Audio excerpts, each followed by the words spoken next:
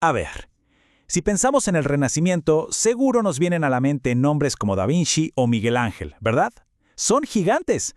Pero, ¿qué pasaría si les dijera que uno de los pensadores más influyentes, uno cuyo impacto se siente hasta hoy, ha quedado casi en el olvido? Su nombre es Juan Luis Vives, y créanme, su historia es increíble. Vamos a tratar de imaginar esto por un segundo. Estamos hablando de una de las mentes más, pero más brillantes de su época. Un tipo que básicamente inventó la psicología moderna y la idea de la asistencia social. Pero, y aquí viene lo fuerte, vivió cada día de su vida con un miedo terrible. Un miedo que le impidió volver a su hogar jamás.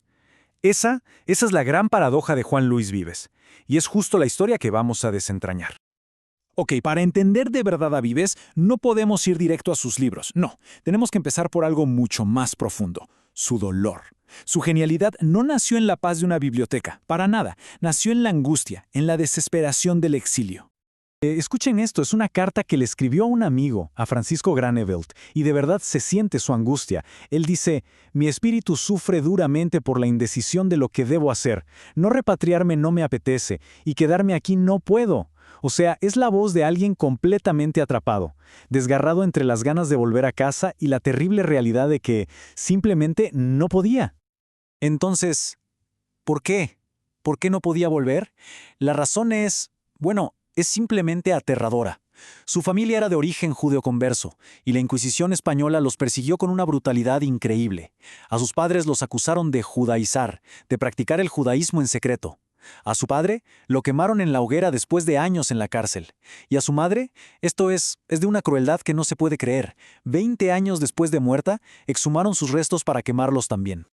Así que claro, cuando Vives hablaba del riesgo de volver a España, no hablaba de un viaje peligroso en barco. No. El riesgo era la Inquisición.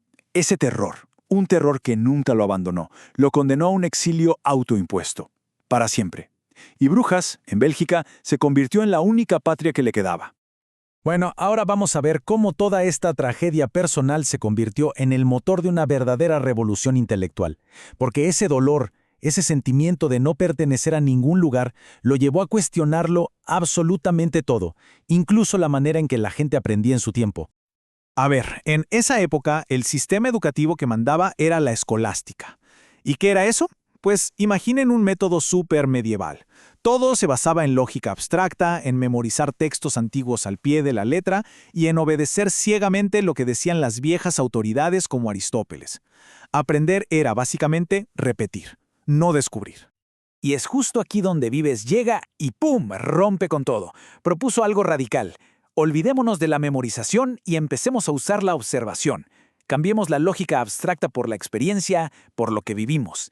Y lo más importante de todo, en vez de buscar las respuestas en libros viejos y polvorientos, Vives decía: salgan y búsquenlas en el mundo real. Fue una revolución total. Su obra maestra en este campo se llama De Anima et Vita, que se traduce como Sobre el alma y la vida. Y lo que hizo ahí fue alucinante. Analizó las emociones, la memoria, cómo aprendemos, de una forma tan pero tan nueva que hoy, con toda razón, se le conoce como el padre de la psicología moderna. Porque por primera vez alguien estudió al ser humano no como una idea abstracta, sino como lo que somos, personas de carne y hueso que sienten, que aprenden, que sufren. Pero ojo, la revolución de Vives no se quedó solo en la mente del individuo. No, su mirada crítica fue mucho más allá, abarcando a toda la sociedad. Y ahí propuso una de las primeras, si no la primera, visión moderna de lo que hoy llamamos asistencia social. En 1526 publicó un libro llamado Sobre el socorro de los pobres, y este libro de verdad cambió las reglas del juego. Su argumento central era, para ese entonces, totalmente radical. Dijo: oigan, la pobreza no es un problema de la iglesia o de la caridad de cada uno, es un problema público, y es el Estado el que tiene que solucionarlo. Y el plan que propuso era, bueno, es que suena increíblemente moderno. Miren, eran 3 pasos. Primero, la responsabilidad es del Estado, no de la iglesia. Punto. Segundo, el gobierno tiene que hacer un censo, registrar a toda la gente que necesita ayuda para saber cuál es la dimensión real del problema. Y tercero, y este es el punto clave, el objetivo no es solo dar limosna, es dar educación y herramientas de trabajo para que la gente pueda salir adelante por sí misma. Pero aquí viene lo más potente. Para Vives, Esto no era un tema de caridad, de ser buena persona. No, era un asunto de justicia, pura y dura. Y su argumento moral era súper contundente. Dejó una frase que es tremenda. Ladrón es todo aquel que no hace a los pobres partícipes de lo que les sobra. ¡Wow! Con una sola frase cambió por completo cómo se hablaba de la pobreza.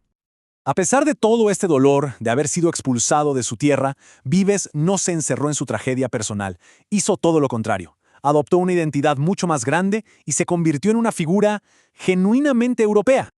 Él mismo se definía como un ciudadano del mundo.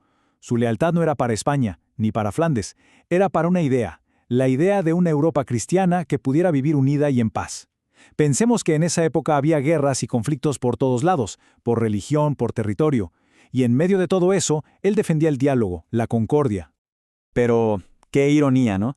Después de su muerte, toda esa identidad tan compleja fue simplificada, manipulada. A cada quien le convenía una versión distinta. Primero, la Ilustración en España lo presentó como un modelo de pensamiento única y exclusivamente español. Después, en el siglo XIX, los reformadores educativos de toda Europa dijeron, no, Vives es nuestro, es un símbolo paneuropeo. Y para rematar, ya en el siglo XX, el régimen de Franco se apropió de su imagen para sus propios fines nacionalistas. Una prueba clarísima de cómo la historia se puede torcer para que encaje en una agenda política. Ok, pero dejemos de lado esas manipulaciones.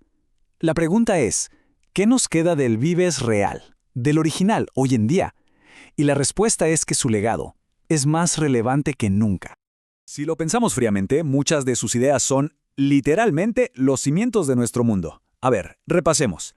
La idea de que se aprende con la experiencia, no solo de memoria. El estudio de la psicología, de las emociones humanas, el concepto de que el Estado tiene una responsabilidad en el bienestar social, la idea de una educación personalizada adaptada a cada estudiante, hasta la visión de una sociedad global conectada. Todo esto que hoy nos parece tan normal, tan moderno, tiene su origen en el pensamiento que este hombre forjó hace 500 años, desde el exilio. Así que aquí estamos, con ideas que tienen ya medio milenio de antigüedad, ideas sobre una educación que se centra en la persona y un Estado que cuida de su gente. Y claro, esto nos deja con una pregunta final, una pregunta que es casi obligada.